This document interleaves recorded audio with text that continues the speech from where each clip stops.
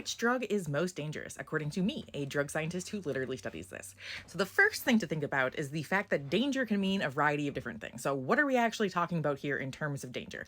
And also a reminder, danger does not mean addictive potential. So something can be dangerous and not addictive, and something can be addictive and not dangerous. So for example, caffeine has a relatively high addictive potential, but it is not that dangerous. It's unlikely to cause an overdose. But then you have things like acetaminophen, which are pretty dangerous. Like, they are actually likely to cause an overdose. They are the number 2 most common poisonings in the United States after alcohol. And in fact, acetaminophen is not that addictive. So most people are not just like popping Tylenol for the hell of it. So let's talk about what danger actually means. So one common way to think about danger is this idea of overdose. Are people likely to overdose on it or not? And certain drugs are more or less likely to overdose on. So there's something known as the therapeutic index. And this is basically how likely you are to overdose on a drug. So the therapeutic index is the ratio between the lethal dose and the therapeutic dose. So if your therapeutic dose is like 1 and your lethal dose is like 1,000, that means that 1,000 times the dose it produces an effect is likely to kill you.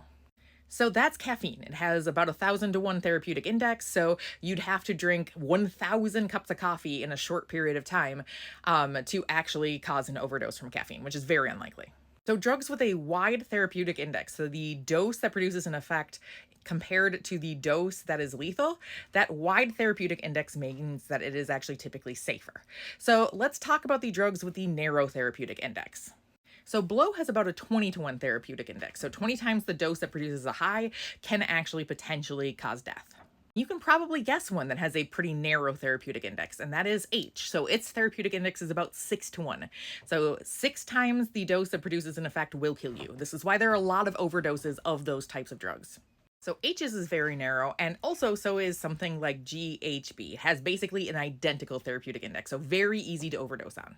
And then you have inhalants, which have a 4 to 1 therapeutic index. And there's another couple of problems that are associated with inhalants. First, they're commonly used by teenagers. So they are very commonly used by people around ages 12 to 17, which means that they're not typically making the best decisions. And they're commonly used by this age group because they're incredibly easy to access. These are things like paint thinner and computer dusting sprays. Like, all of those produce very, very problematic effects, and they are incredibly dangerous. So they're used by teenagers who are not prone to making good decisions. And then you add into the fact that when you use them, it has a very short effect, which means that you typically have to use multiple times in a short period of time. And again, if you have a 4 to 1 therapeutic index, if you use 4 times in a short period of time, that can lead to death.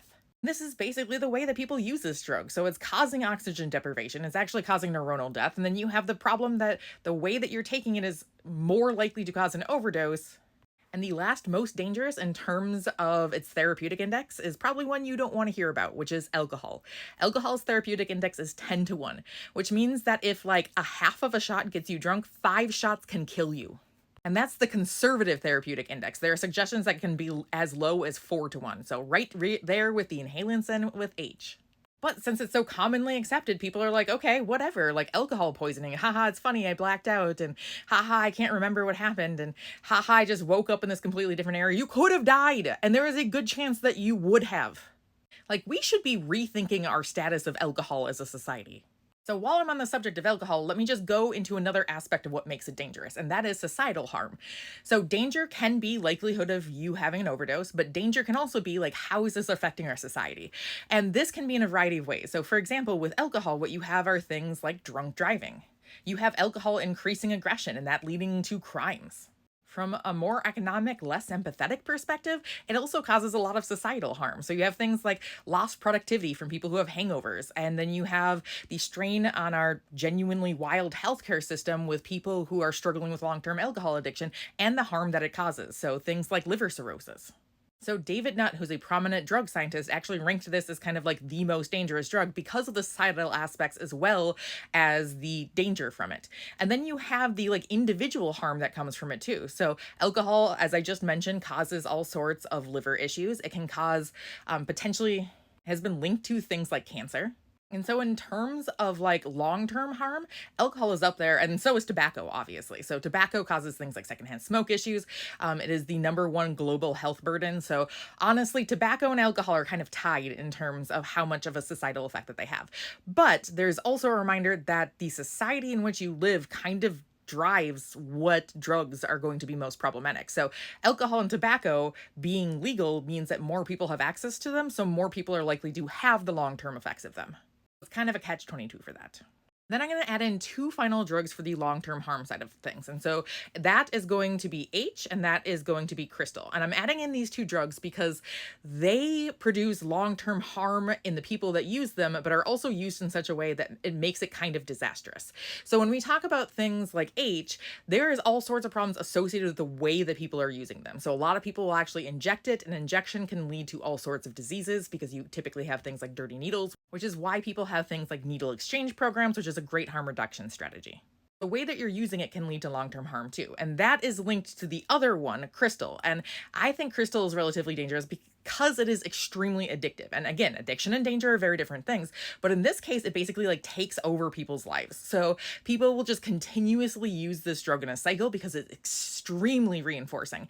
And so when you're continually using it, what happens is that you develop things like meth mouth. So it's not necessarily that the drug is actually killing your mouth. It's that you literally don't want to do anything except for use this drug. And so you stop with things like oral hygiene, you stop brushing your teeth. And that is the danger that is true in that type of drug. It basically overtakes everything. It leads to increased rates of homicide. It leads to increased rates of overdoses with other drugs. Like basically the way that it works is that it makes your life more dangerous. It is not necessarily dangerous because of the drug itself. So overall, what do I think are the most dangerous drugs? Well, I say it's either alcohol or inhalants. Alcohol is more of an impact. Inhalants are just kind of more problematic on like a one-time use. So it really depends on what you mean by danger, but both of them, not great.